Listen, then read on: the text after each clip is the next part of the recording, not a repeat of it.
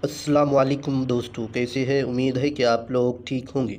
दोस्तों, आज की इस वीडियो में, आज की इस क्लास में रुबाई के बारे में आप लोग के साथ शेयर करना चाहूँगा। रुबाई होता क्या है और रुबाई में कितने अशार होते हैं, और इससे रिलेटेड कम्पिटिटिव एग्ज़ाम और बोर्ड एग्ज़ाम में काफ़ी क्वेश्चन आते हैं रुबाई से जुड़ी हुई। तो इसलिए आप सभी के साथ रुबाई से जुड़ी हुई कुछ जानकारी शेयर करना चाहूँगा। यदि आप इस वीडियो को देख रहे हैं तो वीडियो को शुरू से आखिर तक देखिएगा, ताकि जो भी नॉलेज है रुबाई से जुड़ी हुई आपका छूटे ना, स्किप ना हो। और वीडियो को लाइक कीजिएगा, कमेंट कीजिएगा यदि आपको अच्छा लगा। मोटिवेशन मिलेगा हमको आपके कमेंट और लाइक से, और भी हम नेक्स्ट वीडियो बनाने का कोशिश करेंगे। उर्दू से जुड़ी हुई जो भी नॉलेज है आप लोग के साथ शेयर करेंगे। जो भी कम्पिटिटिव एग्ज़ाम और बोर्ड एग्ज़ाम की तैयारी कर रहे हैं, अगर उसका उर्दू सब्जेक्ट है तो उसके लिए ये चैनल बेनिफिशियल है। और आप इस चैनल को सब्सक्राइब करके रखिए, ताकि उर्दू से जुड़ी हुई जो भी छोटी छोटी जानकारी, नॉलेज है, इस चैनल में अपलोड होता रहेगा और आप बेनिफिट उठाएंगे, फ़ायदा उठाएंगे। तो रुबाई होता क्या है? तो सिंपली अगर हम रुबाई के बारे में बताना चाहेंगे आपको, तो रुबाई का मीनिंग ही होता है आपका चार मिसरे वाला। चार मिसरे वाला नज़म को ही हम लोग रुबाई कहते हैं। सिंपली आप इतना जहन में रखिए इस बात को, कि जिस नज़म में चार मिसरा हो, चार लाइन हो, चार मिसरे वाला नज़म को ही हम लोग रुबाई कहते हैं। जैसे कि आप यहाँ देख पा रहे हैं, इन असारों को पढ़ते हैं एक बार, और यहाँ आप लोग देखिए ध्यान से कि इसमें चार असार है, मतलब चार लाइन है। और चार लाइन वाले, चार मिसरे वाले नज़म को ही हम लोग रुबाई कहते हैं। शायरी इस्लाहात से जुड़ी हुई जो भी टर्म है, टर्मिनोलॉजीज़ है, इस्लाहात से जुड़ी हुई जो भी वर्ड है, अल्फाज है, ऑलरेडी उसका वीडियो चैनल में अपलोडेड है। आप लोग उस वीडियो को एक बार ज़रूर देखिए, ताकि आपका हर एक डाउट, मिसरा क्या है, मतला क्या है, मक्ता क्या है, रदीफ़ क्या है, काफ़िया क्या है, ये सब के बारे में आपको नॉलेज मिलेगा। ऑलरेडी चैनल में अपलोडेड है, उस वीडियो को ज़रूर देखिए आप लोग। तो जैसे कि यहाँ इस रुबाई को हम पढ़ रहे हैं, ये क्या किया हयाते अज़ावदानी क्या है, पहले देखो जहान फ़ानी क्या है, इस फ़िक्र में हो कि मौत क्या सह है रवां, ये भी समझे कि ज़िंदगानी क्या है। तो ये एक रुबाई है चार मिसरे वाला।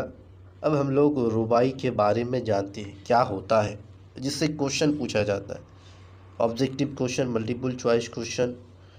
इसी चीज़ को जानना बेहद ज़रूरी है। रुबाई से जो डेफिनेशन है, तारुफ है, उसी तारुफ से क्वेश्चन अराइज होता है। रुबाई चार मिसरे पर मुश्तमल होता है। जैसे यहाँ लिखा हुआ है, रुबाई कितना मिसरे पर? चार मिसरों पर मुश्तमल एक मुख्तसर नज़म होती है। इस पॉइंट को आप लोग जहन नशीन कीजिए।